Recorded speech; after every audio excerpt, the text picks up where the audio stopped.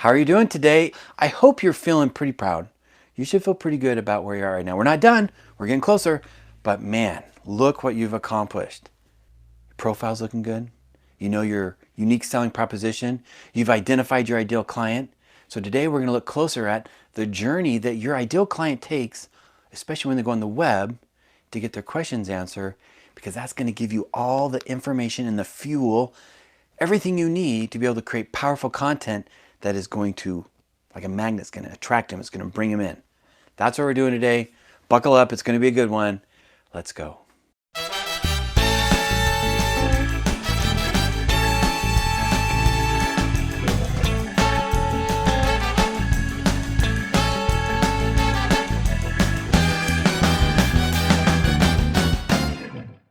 So today is about mapping out your buyer's journey. What's helpful here is for us to back up a little bit and remember this slide we talked about from a few days ago, the modern buyer's journey. So the buyer's journey is really kind of an interesting phenomenon. And that is, we have a question. Now, it used to be we would just call up our guy and say, hey, you know what? I got this problem. But now we don't do that. There's this extra step, and it's this zero moment of truth step. It's us going to the web to try to get some answers before we reach out to talk to you, the professional.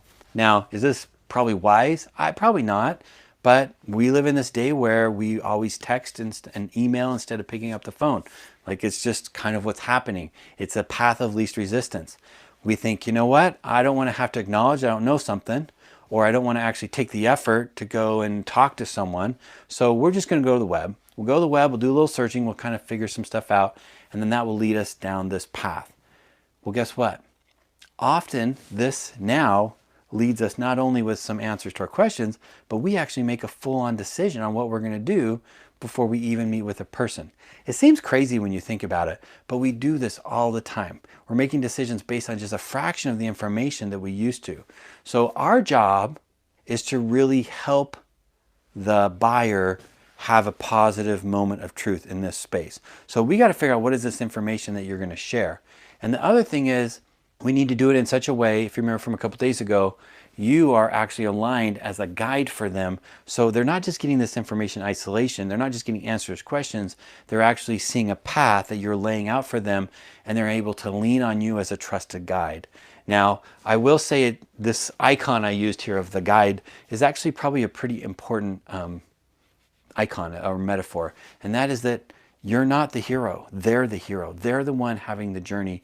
Your job is to support them in that. You're kind of the Yoda and they're the Luke Skywalker. They're the one who has to figure out what their problem is and move forward. You're the one who's already been there, who knows what to do. And that's your job. And I really bring this out to say, don't think you're the hero. You are the hero in your own life, right? We're all the protagonists in our own lives. But in this scenario, you're the guide. You're a secondary character, but you're so important. But when you're sharing your content, it's important to keep that mental frame in your mind, because you're here to say, you know what? I know you have a problem. I know you're trying to figure something out. And I'm here because I've been where you haven't. And so I've got some things that can help you. So let me understand where you're at in your process, and I can help you out. That's what our message should feel like. It shouldn't be like, hey, I'm the man. I'm the one who knows how to do this. So come follow me. So like, I don't care about you. I'm the protagonist. So just remember that you're going to be creating a path for them to follow as their guide, but it's really about them. That's what's really important here to begin. So to begin with, what's the content we're going to share, and how do we share it in such a way that we're aiding them and we're helping give them the capabilities that they need? That's the mentality we want in this entire process. So how do we do this? Well, when it comes to the buyer's journey, there's actually different phases. And our goal is to not just move them up this ladder, but to recognize that there are different phases here. It's a little bit more complex than that previous picture shows.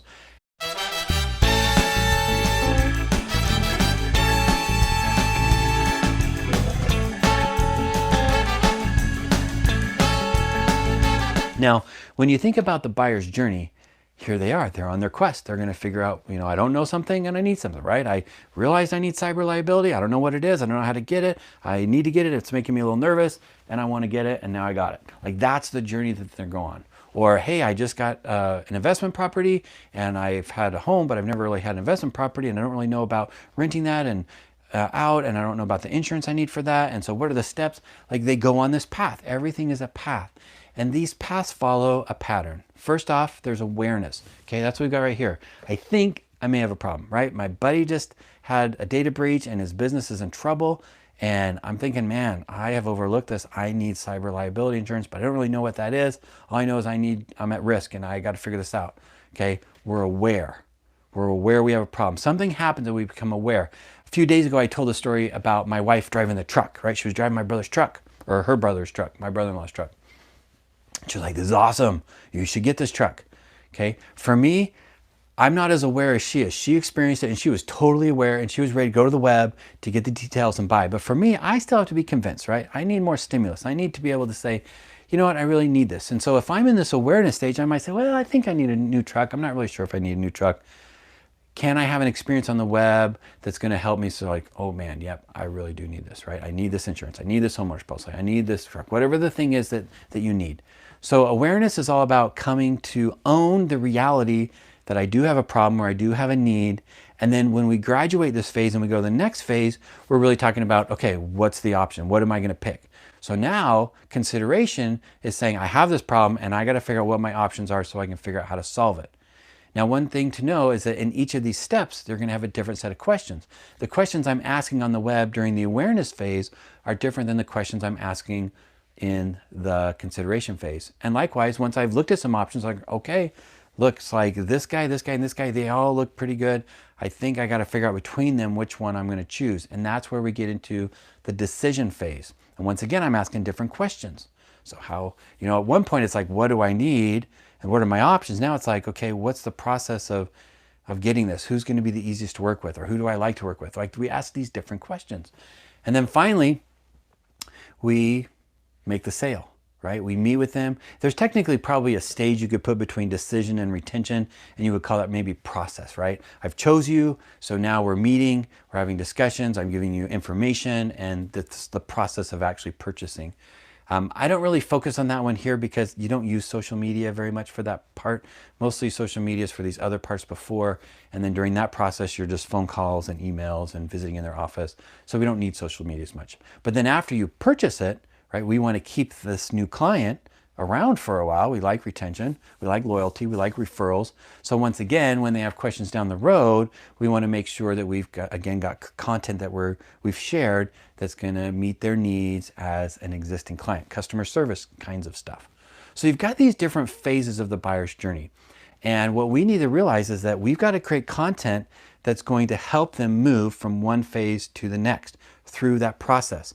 Now, a lot of times we want to go from awareness to decision, and we just want to go zoom, right? Or we just show up at decision. Remember on day one, I talked about like we have this selling mentality and we're just there and we're saying, you know what? Do you have any questions? Let me help you. Let's get this done. And our mindset is in the decision phase. But maybe they're way back on the awareness phase, and they're saying, I don't even know if I really need this. When we understand the buyer's journey, we can say, okay, now I know where you're at, and now I know what content to give you, not to get you from here to here, but from here to here to here to here. Think about it like dating. You meet someone, you go out, right? And you're thinking, man, you are fine. I want to spend the rest of my life with you. And so we went from awareness to decision like maybe a lot faster than they did. And so we're trying to move them forward, but they're like, you know what? Let's just decide if we're going to be exclusive or not before we worry about how many kids we're going to have. Like, what's the pace on this? We've got to go through each of these steps. So you're going to be creating content that's going to appeal to the different phases that they're in their buyer's journey. So that way when people check you out and look at stuff online, they're going to gravitate towards the content that meets their needs. In fact, when you do this right within a single article, you can actually kind of throw out triggers that's going to attach, or it's going to connect with whatever phase they're in. But in each of these phases, what we want to do right now is say, okay, there's this buyer's journey. There are these different phases in it. Let's look at each phase and figure out how do you create content that's going to move them forward from one phase to the next.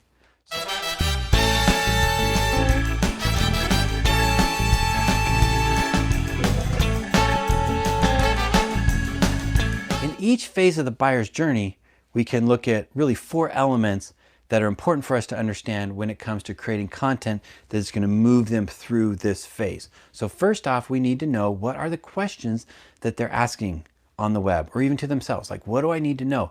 If I'm in the awareness phase or the consideration phase, what are the unique questions that I'm asking at that point in my journey? And if I know those, then I also can figure out what are the keywords. So what are the keywords that they'll use when they search on the web? And that's going to also determine what content that they see.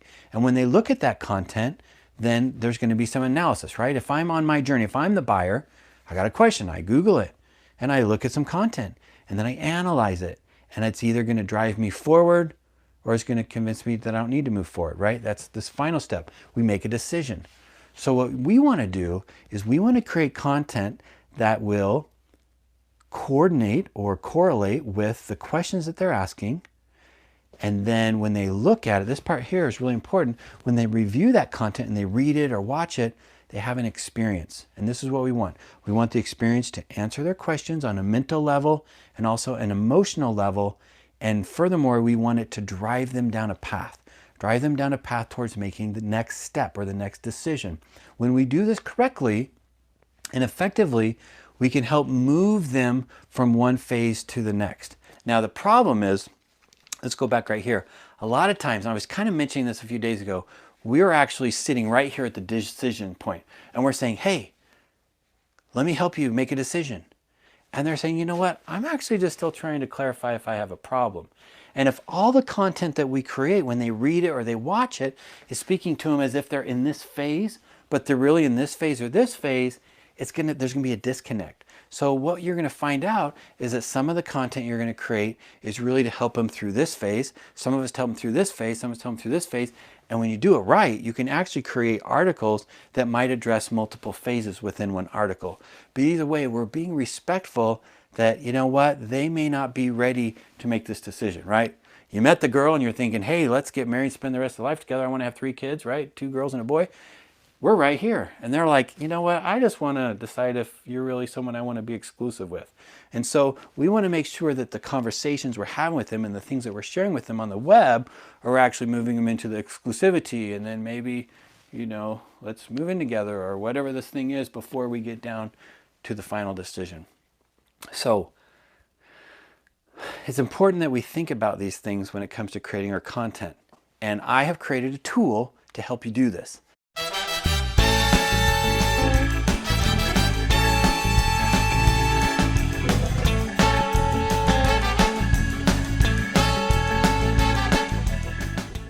So this is what it's called. It's called the Mapping Your Buyer's Journey. It's kind of a unique Boss Social tool that when you fill this all out, it's going to map out every step. And you're going to see on paper here, you can actually write out and get really concrete the things that you need to understand and share in the content that you're creating and in the ways you optimize your profile. So let's take a look at this and I'll give you an example. And then finally, I'm actually going to share with you a template you can use for actually creating the articles that you share. So let's just take a look really quick at the whole tool, and then we'll go back and fill it out. So first off, we've got a product or service. So this will be the thing that it is that you're trying to provide, right? Cyber insurance, homeowner's policy, whatever this thing is, product service. And then we've got their name. We've got space for their relationship. Is this a new client? Is this something you're selling to an existing client? Or is this an activity just to even get them as a prospect?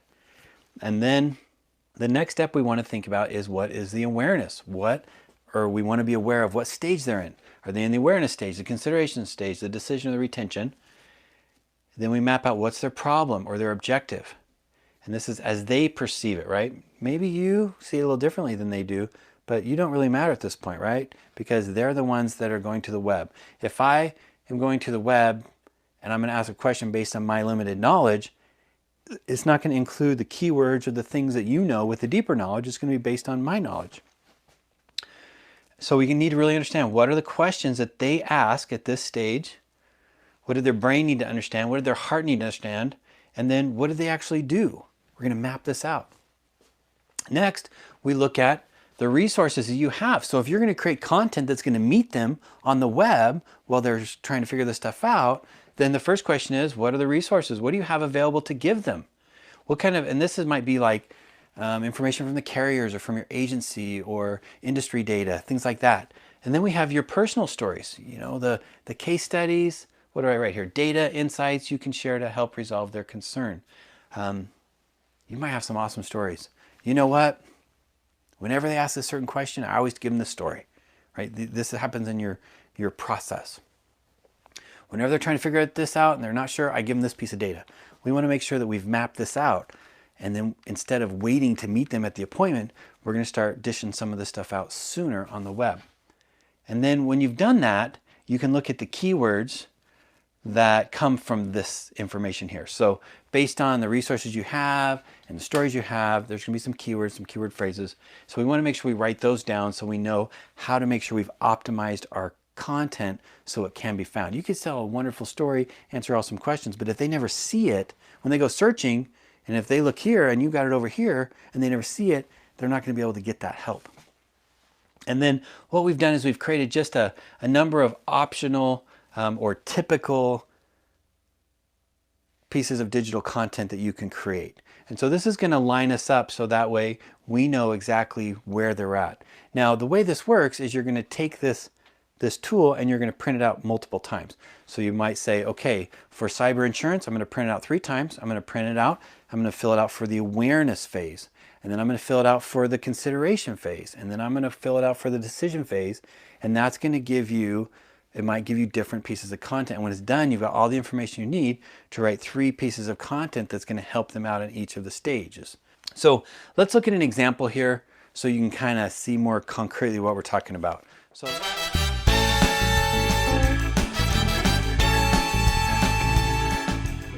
first, we've been talking about cyber, so let's just talk about cyber liability insurance, okay? Now, here's the thing. When you do this, it's very easy for us to be subjective and be thinking about some fictitious person in the future. Like, what is the kind of person? What's their situation? And what I find is that's not the best approach. The best approach is to actually look at the real life experiences that we've had with our existing clients. So what we're going to do is we're actually going to fill this out as a kind of a historical document for someone who's already gone through this process that is our client right now. So for cyber liability insurance, we're going to look at who is one of my customers that recently got cyber insurance, and man, if I could have that experience 10 times over, I would be in heaven. So let's see if we can say they were an ideal client. So I want to get more clients like them. So what we're going to do is we're just going to mark down what had happened with them instead of, like I say, creating some fictitious future. The reason I wrote it this way was I remember reading in a book once and they were talking about if you want to get a job. I'm an attorney. I want to get a job at a law firm. And so I'm going through the interview process. And the place I've been working at, you know, they're working me the bone. And I don't mind working, but I want to have some work-life balance. So in this interview, you ask the person, you say, you know what? I'm really excited about this firm. You guys seem awesome. But let me ask you, what's your work-life balance look like here? What are they going to say? Oh, yeah, it's great. You know, we really respect that you have a family. We respect you need some personal time. And so it's something that we really prioritize. Okay, and you think, okay, good, that's great. And then you get the job and you find out they work you to the bone and you're like, wait a minute, what happened? And I remember in this book, it was talking about, wherever I read it, can't remember what it was, it basically said, if you ask the question a little differently and you were to say, hey, you've been working in this office for a while, I'm just curious, how many times a week do you actually have dinner with your family? Very specific. And it's looking on historical data from the back, from the history, from what's really happened in real life, not this subjective thing that's going on in our brain. And the person says, oh, you know what? On Sunday, I'm able to have, dinner with my family. The rest of the time I'm working. And you're like, Saturday too? Oh yeah, you're on Saturday a lot. Okay, now you get the answer to the question that you're really asking. And that's kind of why we're doing it this way. Instead of looking at some futuristic or objective, almost fictitious ideal client, I just want to track down what your existing clients have done and use that as our model. So what we're going to do here is we're going to say John and his business partners recently got cyber insurance for their business. Okay. And the situation was they were an existing client, but this was something that they added. So the question is, okay, let's look at the awareness, consideration, decision. What happened? Let's just start off. We're going to pretend this one is for the awareness. And now we're going to do a little bit of historical looking, right? And you might even have to call them up. Say, you know what, can I buy you lunch? I've been trying to understand a little bit about the process that we went through so I can help my other clients better. Would you mind? I'll buy you lunch and ask you some questions. Or you can just figure this out from your memory. So the question is, when they met with you, what was the buyer's problem or objective as they perceived it, okay? So in their situation was they reached out to you because they said, hey, I had a friend with a loss that caused them to acknowledge that they were also at risk, okay? So there's like, I think I might need this, I'm not really sure, okay? So we want to figure out, well, what'd you do? What'd you do? Well, what questions or concerns did they have at this stage? And so this could be one of the questions, right? What are my current exposures? Okay, maybe that was one of the things that they asked. The next one would be, of course, what did their brain need to believe to move forward? So what did they need to do to move from awareness into consideration? And it was, I need a list of the coverages and the costs. So I need to understand what are all the things that's involved with this. And then their heart was actually feeling a little bit nervous. Usually it's interesting, in the awareness stage or the awareness phase is actually a very emotional time, because when we don't have information, it's easy for our brains to go crazy. Like, oh my gosh, they just had to pay $1.2 million in fees because of this data breach, and they're, lost all this data, and they're nervous about getting sued. And your brain is just like going, it's the end of the world. So when you create content in the awareness stage, it's also going to be important to think about this. What is the emotions that they're feeling? So that way you can engineer into what you're writing things that are saying, you know what? I know that in this, as you think about this stuff, and then you can express the emotions they're feeling. Say, but don't worry, there is a path, and I can help you with that. And so what you're doing is you're lining yourself up as the guru. You're tending to both their intellectual needs and their emotional needs, which is going to bind them to you. It's like, oh, he made me feel like it's going to be okay, and I trust this guy, and he's helped me in the past. And then what did they do to resolve their concerns? So this is where you may not know all this information because you only know at the point they actually reached out to you, but it's something that might be good for you to figure out. What did you do that led you from where you were to me? Well, after I Googled some things, I saw this article you wrote, or my buddy told me I should talk to you. So you're going to figure out what steps they took, so that way you can now do what is the next step, which is you want to say, okay, if I'm going to create some content, if I'm going to assume based on these questions you asked, and based on this knowledge you need and these emotions you're feeling, you're now going to the web, whether you're looking at articles or social media content, I can know what kind of content I should create that's going to have a direct correlation with that stuff. And so list your resources you have to help resolve their concerns. So let's see, maybe the carriers have some content, maybe your agency website has some content. So okay, I'm going to make a note of this. So if I'm going to create content, maybe I'm going to refer to these things. Are there any stories, data, or insights you can share to help resolve their concern? Maybe you've got some data sheets available. Maybe there's a couple stories that you use, again, on a regular basis when people talk about this stuff. So you might think, what if I shot a video of me actually answering that question or telling that story so someone could vicariously experience that as if I was with them when we're not there, but in the process of doing that, they're going to get the answer to the questions. They're going to feel like, man, this Brett guy really knows what he's talking about, or you really know what you're talking about. And that's powerful. And then you might even talk about some of the carrier programs. So the next thing we're going to do is we're going to look at what are the keywords. So all this information you looked at here, you're going to be able to pick out some keywords that are important for you to have. And so these keywords now, we make this list: cyber liability, third-party liability, system recovery, notification expenses, regulatory fines, class action lawsuits, like some of the terms that really frequent this discussion. And now you've got some pretty cool stuff, because now, one more step. If you think about creating this content, you might say to yourself, what's the best way that I should deliver it? Sometimes it's going to be a social post. Maybe it's a checklist. Maybe you've got that case study.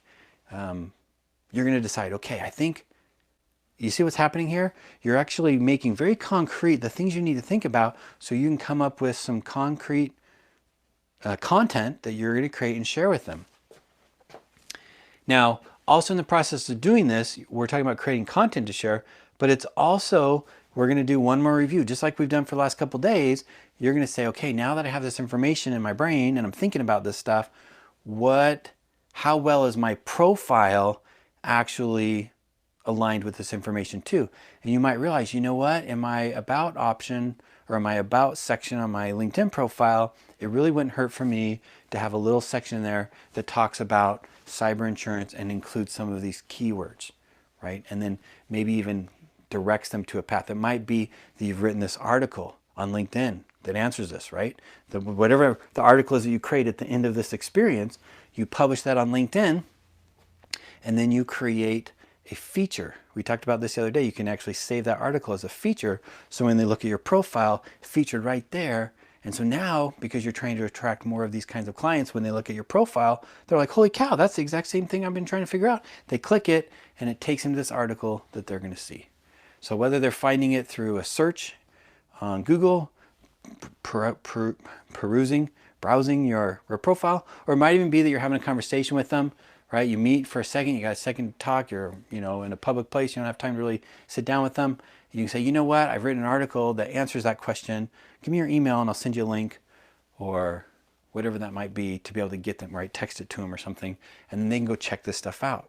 But either way, you're giving them the opportunity to have this experience and learn this information and bind with you without you actually being there.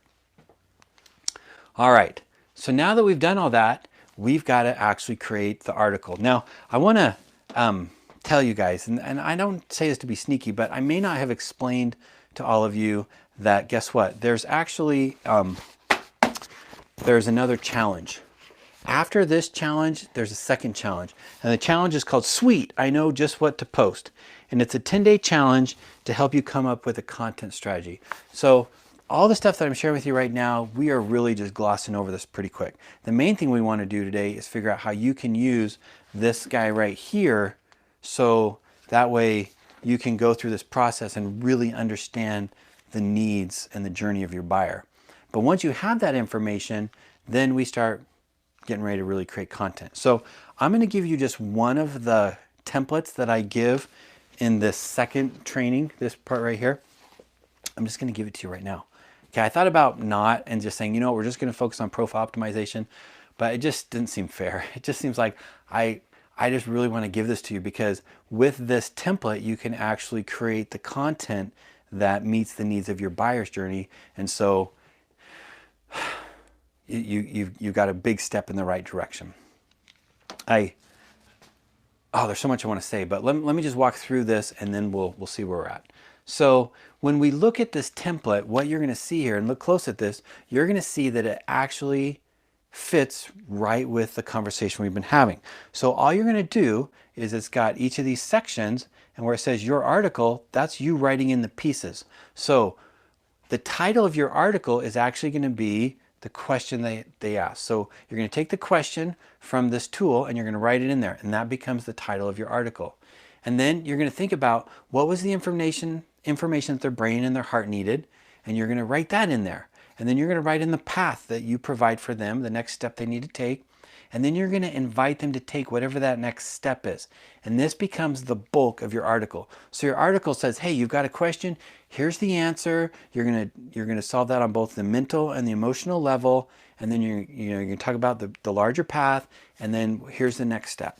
And then you've got some options. So I've got this black line here because these things down here, these are things that you're going to use to really make it better, right? Kind of enhance it. So first off, once you've got this in place, you might look for some examples or case studies. What are some things that you can fill into to deepen this up a little bit? Same thing with testimonials, resources.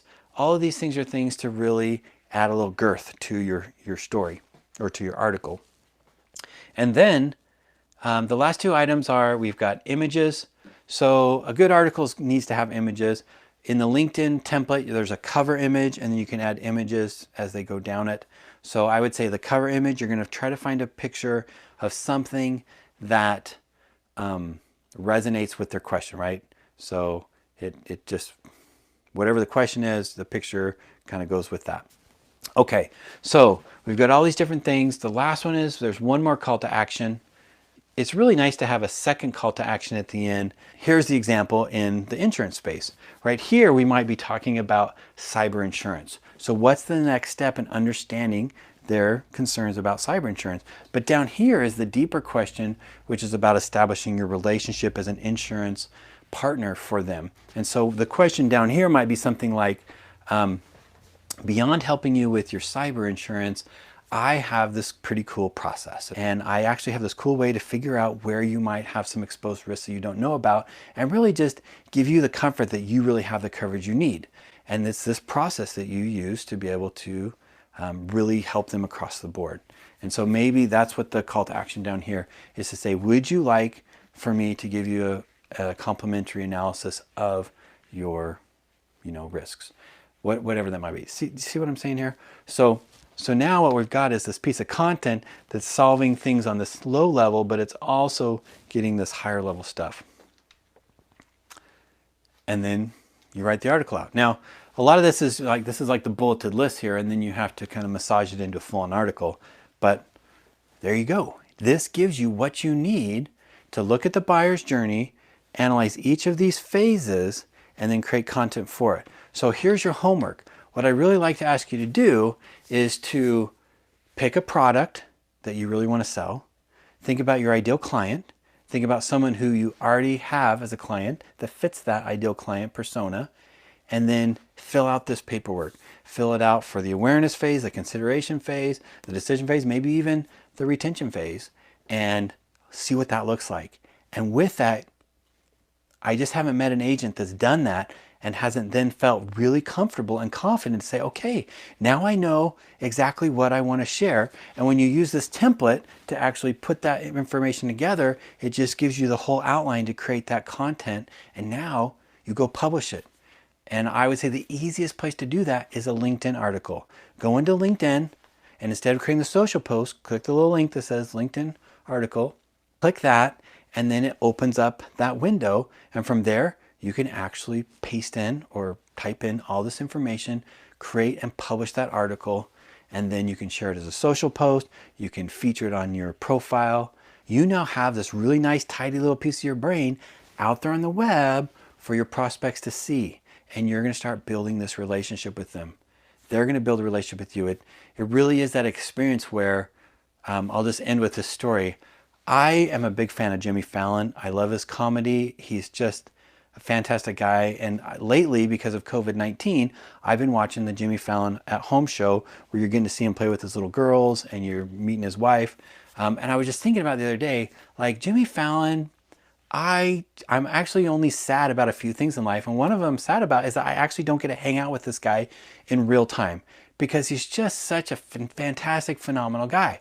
Like, it's like, man, if you want to have a guy to go hang out and do fun things with, get Justin Timberlake, Jimmy Fallon, and I think you're going to have the best time ever. He has won me over, right? Because of sharing the way he does, I'm seeing who he is, and I feel connected with him, right? Like, if I could afford to live in the Hamptons, I'd be moving to the Hamptons to hang out with Jimmy Fallon, because he's just this funny, hilarious guy, and he just seems like a lot of fun, and I have kids his kids' age, and we could just have a good time. Anyways, do you see how this happens? We get connected with people by watching their content. And this is the opportunity that you have to create the content that's going to help people feel like, maybe it's not the guy you want to go play tennis with or hang out with, or actually play music and do comedy with in the case of Jimmy Fallon, but these are the people that are going to solve the problem. So as an insurance professional, being the one that they look to just like that can be really engineered through this kind of content. And that's why this stuff is so powerful. That's why I love it so much. So that's it for today. Like always, please, if you're struggling, if you have questions, if you're excited, if you want to share a link to an article you wrote based on this lesson, go into the Boss Social community and share it there. And for today's lesson, it's Buyer's Journey. Go ahead and put that in there, so that way we can click that link and see what everyone has to share. You're not alone. We're here to help. Just don't overlook this step. Do this step. And maybe through this first 10 days, you only have time to really focus on this for one product, but know that when this journey's over and you got some free time, you're going to go back and do this for more products that you have to sell. And as you do that, you're going to be able to just over time create more and more content that's going to just fill the web with the exact same things that your ideal clients. So now in the future, when you're referred to someone and they go to check you out, you got all this stuff to share. And they're like, wow, this person is awesome. And they feel connected to you just like I want to play music with Jimmy Fallon. And your life gets better, your book gets fatter, and life is good. So that's it. Go to work, and I will see you tomorrow where we're going to talk about calls to action.